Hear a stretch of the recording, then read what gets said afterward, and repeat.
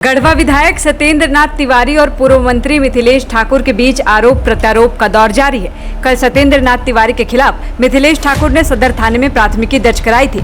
इसको लेकर सत्येंद्र नाथ तिवारी ने आज कहा है कि हम ऐसे प्राथमिकी से डरने वाले नहीं हैं। भ्रष्टाचार के खिलाफ हम आवाज उठाते हैं तो मिथिलेश ठाकुर के पेट में दर्द होने लगता है। हमने जल जीवन मिशन में घोटाले की बात कही तो उन्हें डर लगने लगा। गढ़वा में भू माफिया हावी है और डर पैदा कर रहे हैं। यहाँ के पूर्व मंत्री ठाकुर जी द्वारा मेरे ऊपर थाना में मुकदमा किया गया और वह मुकदमा 22 तारीख को मेरे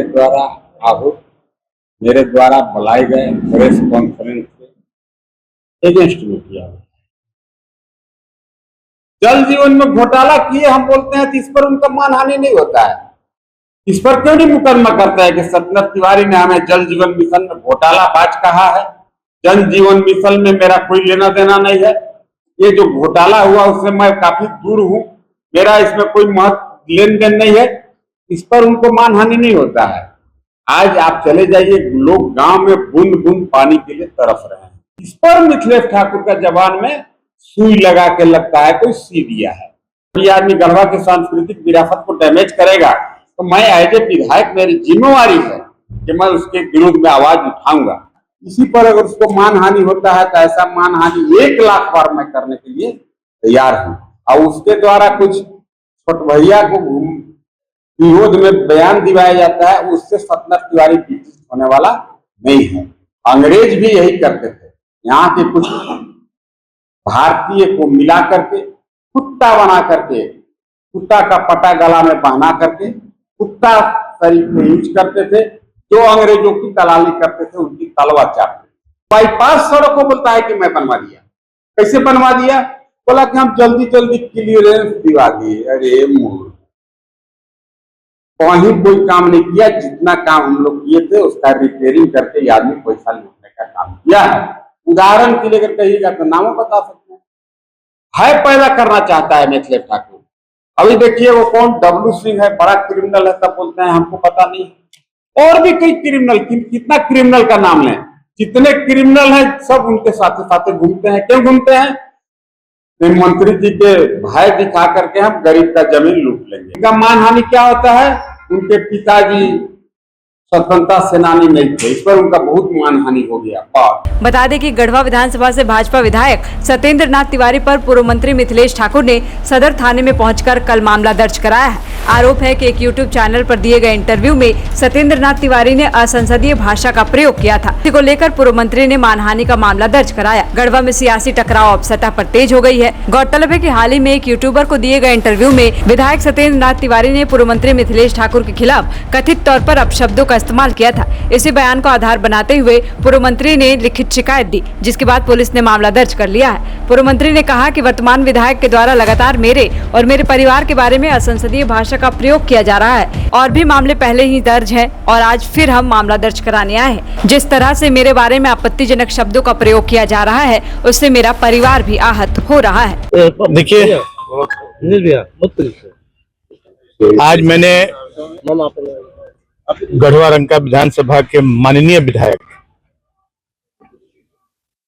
आदरणीय सत्येंद्र नाथ तिवारी जी के ऊपर एक मुकदमा दर्ज कराया है और ये कदम मजबूरी में हमें उठाना पड़ता है। हमेशा पहले भी अनेकों मैंने न्यायालयों में इनके विरुद्ध मुकदमा दर्ज किया है, जिस पर न्यायालयों में विभिन्न न्यायालयों में सुनवाई भी चल रही है।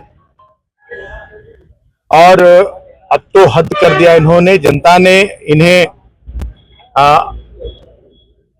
इस क्षेत्र के विकास के लिए चुना है, अपने हक अधिकार पाने के लिए चुना है, लेकिन निरंतर ये मेरे ऊपर और मेरे परिवार के ऊपर और हमारे स्वर्गीय पिता जो एक महान स्वतंत्रता सेनानी रहे हैं, जिन्हें राष्ट्रपति से 2-2 बार पुरस्कृत किया गया, बहुत लंबे लंबे समय तक विभिन्न जेलों में रहे, उन्हें 2 साल की सजा भी हुई। स्वतंत्रता आंदोलन में 50 रुपए का उन्हें जुर्माना भी 1942 में भरना पड़ा। और वो हमारे स्वर्गीय पिता को कभी कहते हैं कि फर्जी स्वतंत्रता सेनानी है।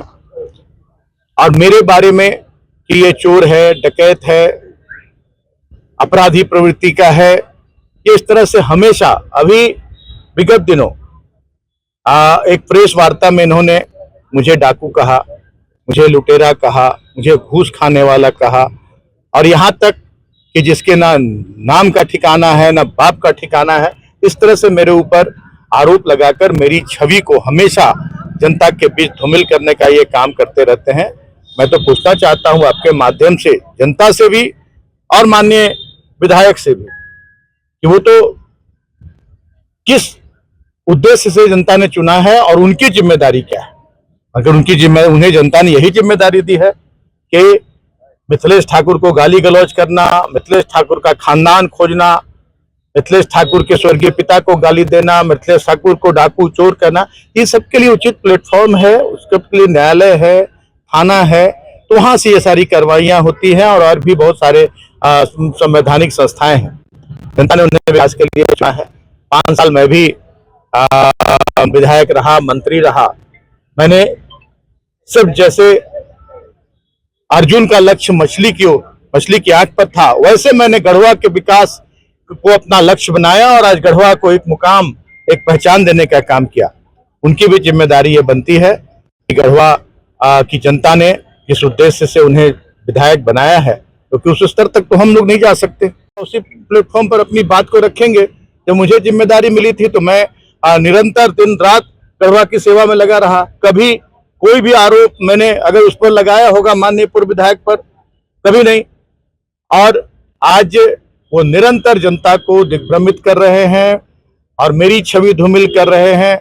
और साथ ही साथ जो नई पीढ़ी है, आज जो नए पहले वोटर हैं, 18 साल के वोटर हैं या 25 साल के वोटर हैं, उनके दिलो दिमाग पर एक जनप्रतिनिधि की छवि जो बन रही है कि एक जनप्रतिनिधि की छवि यही होती है, इसी तरह की अमर्यादित भाषा बोलना, संवैधानिक भाषा बोलना, ये भी कहीं से भी लोकतंत्र के लिए और आने वाली पीढ़ी के लिए, आने वाली पीढ़ी इससे एक उनके दिमाग में जनप्रतिनिधियों के प्रति एक भ्रामक एक विचार बैठेगा, एक गलत विचार बैठेगा जो कहीं से उचित नहीं है। तो आज जिस तरह से इन्होंने मुझे अपमानित करने का काम किया है, मुझे जनता के बीच मेरी छवि को खराब करने का काम किया है, मैं तो इनके तरह भाषा का, असंसदीय भाषा, अमर्यादित भाषा, गाली गलौज का इस्तेमाल तो नहीं कर सकता हूं, लेकिन मुझे और मेरे परिवार को, मेरी पत्नी, मेरी बेटियों को काफी ठेस पहुंची है, काफी मर्माहत हैं सभी लोग। और इसलिए मैंने आज बाध्य होकर इनके ऊपर फिर से एक मुकदमा दायर किया और मुझे उम्मीद है कि इसका अनुसंधान बहुत ही बारीक तरीके से होगा और उन्हें कड़ी से कड़ी सजा इसकी भुगतनी होगी। गोल, जहां 27 वर्षों के सफर में 17,000 से भी अधिक छात्रों ने डॉक्टर एवं इंजीनियर बनकर भरे सफलता की ऊंची उड़ान, जहां साधारण छात्र भी झारखंड टॉपर्स बनकर बना रहे इतिहास। दूरदर्शी शिक्षाविद श्री विपिन सिंह के मार्गदर्शन में मेडिकल एवं इंजीनियरिंग के लाखों छात्रों के लिए आशा की किरण के रूप में गोल, नेशंस लीडिंग इंस्टीट्यूट। प्रतियोगिता परीक्षा की तैयारी का एकमात्र संस्थान NIBM banking, SSC, railway, JPSC परीक्षा की करे तैयारी। जौहरी का भूमिका ये संस्था अदा कर रही है और हीरा चमक रहा है। पूरे NIBM परिवार को मैं तहे दिल से धन्यवाद देती हूँ कि उन्होंने अपने कुम्हार के रोल को बहुत अच्छी तरह से निभाया। मेरा सिलेक्शन IBPS CSA में बैंक ऑफ महाराष्ट्र में हुआ है। करेंटली मेरा RRBPO में हुआ है। मेरा सिलेक्शन बैंक ऑफ इंडिया में एज ऑफिसर स्केल 1 हुआ है। मेरा सिलेक्शन इंडियन ओवरसीज बैंक में एज अ PO हुआ है। NIBM झारखंड का एकमात्र संस्थान। बायोम इंस्टीट्यूट नीट की तैयारी के लिए एक भरोसेमंद नाम। यहाँ अनुभवी फैकल्टी, स्मार्ट क्लासरूम और बेहतरीन टीचिंग मेथड से स्टूडेंट्स को मिलती है मजबूत तैयारी। यहाँ हर स्टूडेंट को मिलता है पर्सनल गाइडेंस और डाउट क्लियरिंग का पूरा सपोर्ट। नीट 2027 और 28 के लिए फेज 2 बैच 30 अप्रैल से शुरू हो रहा है। आज ही बायोम इंस्टीट्यूट से जुड़े और अपने डॉक्टर बनने के सपने को दे सही दिशा। बायोम इंस्टीट्यूट सिर्फ मेडिकल प्रिपरेशन का संस्थान। काम की तलाश है, भरोसेमंद नौकरी चाहिए, जुड़िए ANG के साथ, जहां श्रमिक सबसे पहले। 12 घंटे की ड्यूटी, हर दिन 3 समय का खाना, मुफ्त रहने की सुविधा, आपकी सुरक्षा के लिए इंश्योरेंस, ओवरटाइम का लाभ, PF सीधा क्लाइंट से, समय पर पूरा वेतन और जरूरत पड़ने पर एडवांस पे। ANG मैन पावर सॉल्यूशंस, सम्मान के साथ काम, भरोसे के साथ कमाई। आप भी है देश सेवा के लिए तैयार तो आपका सपना होगा साकार। 10th 12th के बाद NDA में जाने का रास्ता रॉ डिफेंस एकेडमी करेगी आसान। और एडमिशन से पहले सभी जरूरी क्राइटेरिया की जांच की जाती है, जैसे height, weight, eye rotation, chest measurement, carrying angle, colour blindness. यहाँ एक्स एंड सर्विंग ऑफिसर्स के गाइडेंस में रेगुलर एसएसबी और वो सब कुछ जो आपके एग्जाम क्रैक करने के लिए जरूरी है। मतलब एडमिशन से पहले ही आपको पता होगा कि कहाँ मेहनत करनी है। तो ज्यादा इंतजार मत कीजिए, क्योंकि नए बैच की डेट अनाउंस हो चुकी है और अधिक जानकारी के लिए स्क्रीन पे दिए गए नंबर पर संपर्क करें।